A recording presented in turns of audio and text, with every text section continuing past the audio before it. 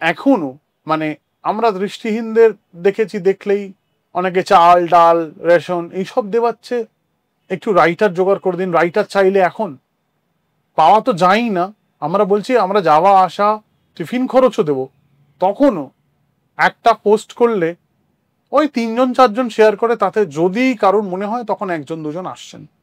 কিন্তু আমি যখন যাদবপুরে পড়েছি বা আমার সময় তখন এরকম ছিল না। কেন ছিল না?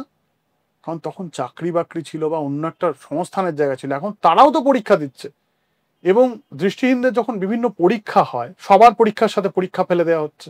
আমি একটা গল্প বলি, রিসেন্টলি বহরমপুরে একজন রাইটার জোগাড় করে দিয়েছি, গত সপ্তাহের গল্প বলছি।